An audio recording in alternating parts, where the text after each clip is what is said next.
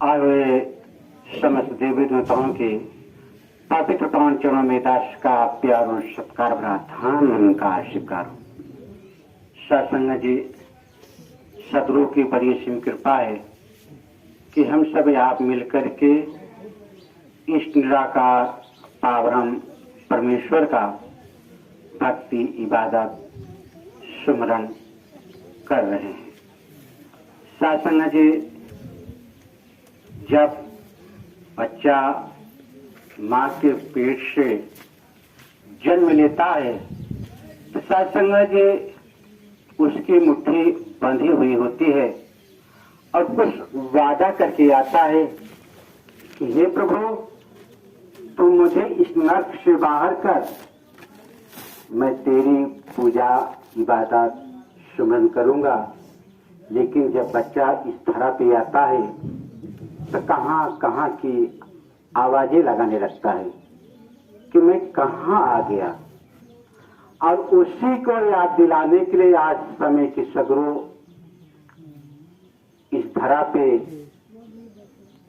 आए हुए हैं और कह रहे हैं, आवाज दे रहे हैं गांव गांव गली गली में कि हे इंसान, जो तूने वादा करके आया अपने मालिक की, उसकी पहचान कर ले।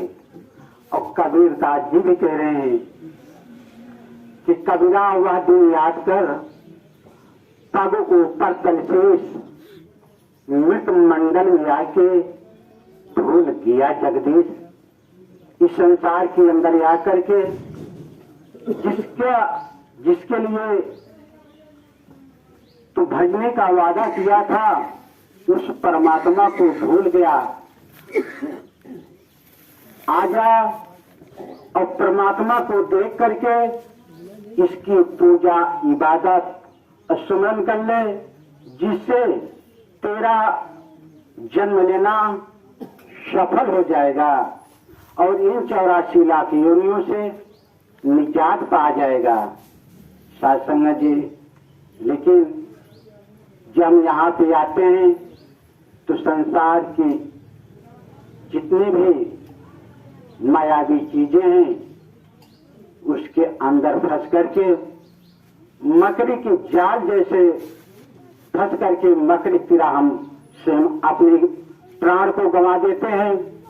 लेकिन जिस परमात्मा को ले आते हैं उस परमात्मा की खोज नहीं कर पाते हैं।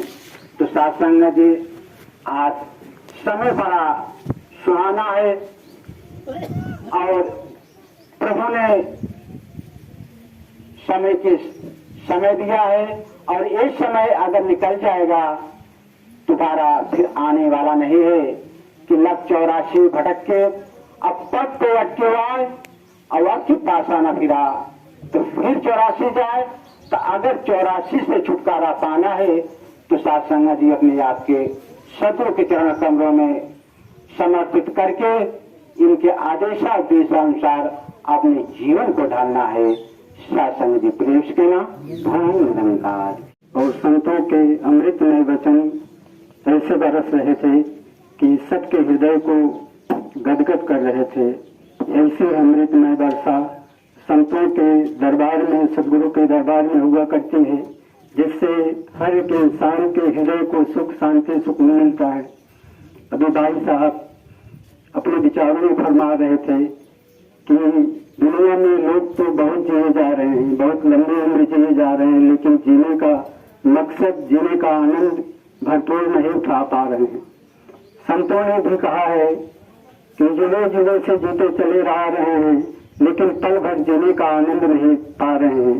यहाँ आप जैसे संत महापुरुष पलों में सदियों का जीवन का आनंद ले पा रहे हैं सदगुरु की कृपा से, सदगुरु के चरणों में। तो इस तरह की व्यवस्था हम संतों के बीच में रहकर ही सदगुरु के चरणों में समर्पित होकर ही प्राप्त कर पाते हैं। तो वैसे अहोभाग्य हम सबको प्राप्त हुए हैं। ये अवसर जो हमें मिला है आप सबकी कृपा से, संतों की दुआ से और तो परमात्मा ने कृपा करके ऐसा अवसर प्रदान किया है।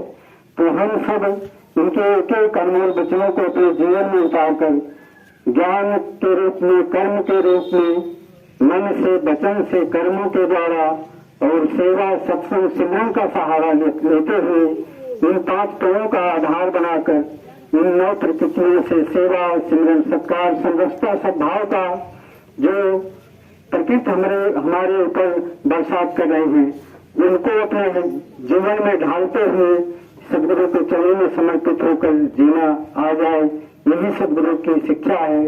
और भाई साहब बता रहे थे, हमारे जीवन में बहुत सारी संकुचित भावनाएं, संगठताएं और बहुत सारे भ्रम उत्पन्न हो रहे हैं। ये जो भी है हमारी मानसिक अवस्था, मानसिक संकीर्णताएं और मनोदशा है, जो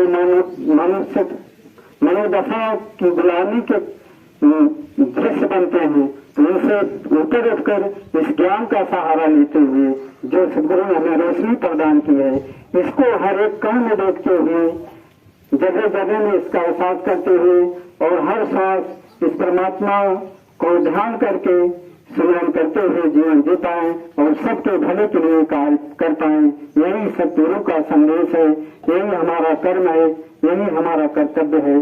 तो हम सब इस तरह से सदगुरु के चरणों में समर्पित होकर सब भावना के कार्यों से जुड़कर सबके कल्याण का कार्य करते चले जाएं और संपूर्ण मानवता को खुशियां ही प्रदान करें। हमारे अंदर ऐसी कोई भी ऐसी इच्छाएं ना जागृत हो जिससे किसी का हित हो पाए, सबको खुश करके जीवन जीते चले जाएं। इन्हीं शब्दों से दास आपके 5 श्री चरणों से इजाजत चाहेगा। सबका भला करो दातार, सबका सब हो कल्याण। प्रेम से बोलिए धन ओंकार जी। परम सत्कार योग आदरणीय प्यारे साथ संगत जी, प्रेम से कहना धन्य ओंकार जी। और साथ संगत जी, अभी काफी देर से संत महात्मा के मुखारविंद से विचार के माध्यम से, गीत के माध्यम से एक प्रभु परमात्मा का गुणगान सुन रहे हैं। वास्तव में जिस परमात्मा के लिए दुनिया जगह जगह भटक रही है, कई धर्मस्थल अनेक जगह पर जा रहे हैं इंसान, वास्तव में इंसान के अंदर एक दूसरे के प्रति प्रेम नहीं है, वो भाव नहीं है जो आज ये परमात्मा सिखा रहा है। इंसान जिंदगी में भगवान को तो कई बार शिकायतें करता है, दुख के कारण और कई परेशानियों के कारण कि मालिक ऐसी कौन सी जिंदगी दे दिया तूने। वास्तव में 80 वर्ष पूरा जीवन जी जाता है, जब मरने का टाइम आता है तो कहता है हे प्रभु 1-2 साल और जी लेने दे। 80 साल जिंदगी जी गया और परमात्मा को कभी धन्यवाद नहीं दिया, और जब मरने का टाइम आता है तो कहता है 1-2 साल और जी लेने दे, बल्कि शिकायतें लाख बार किया रहता है। वास्तव में आज इंसान जिस मालिक के लिए इतना बेकरार हुआ है, उसी आज परमात्मा का यहाँ दीदार कराया जाता है। इंसान जब जन्म लेता है तो अनेक प्रकार से पढ़ाई लिखाई, घर परिवार, माता पिता, संसार में हर तरह से उलझ जाता है, लेकिन इस जीवन का मूल उद्देश्य जो है, जिसके लिए इस धरती पर जन्म लिया है, उसकी होश ही नहीं है, उसकी खबर ही नहीं है। वास्तव में जैसे सागर में एक इंसान को डूबते हुए एक कंकड़ का सहारा मिल जाए, उसी प्रकार से इंसान जो इस संसार में व्यस्त हुआ है, ये सोच रहे हैं कि ये बचाएगा और बचाएगा नहीं, इंसान इसमें एक दिन डूब मरेगा। वास्तव में इंसान को ये मालूम नहीं कि जीवन किस लिए मिला है। इस जीवन का मूल उद्देश्य यही है कि इस परमात्मा का दर्शन हो जाए, जिससे मोक्ष और मुक्ति प्राप्त हो जाए साथ संगत जी। और रही बात दुख सुख की, संसार में लहरें आती हैं और चली जाती हैं, इसी प्रकार से ये पूरा संसार एक सागर है। यहाँ ईर्ष्या, निंदा, नफरत, बुराई, भलाई, दुख, मुसीबत आते रहेंगे और चले जाएंगे, लेकिन जिस मालिक का दीदार कराया जा रहा है, इसी के सहारे टिके रहना है। जैसे एक व्यक्ति को चोट लग जाए और दवाएं भी लेता है व्यक्ति, लेकिन जब उसे ठीक होना होता है तो जैसे कहते हैं ना, पपड़ी जब छोड़ने का होता है तो खजुआता है। इसी प्रकार से इंसान यहाँ आने के बाद भी जब ऐसा हो, दुख परेशानी आए, तो ये समझ लेना कि अब कल्याण होने वाला है, अब ये पूरी तरह से ठीक हो जाएगा। घबराना नहीं है साथ संगत जी, इस मालिक के सहारे जीना है और अपने कर्मों को सुधारना है।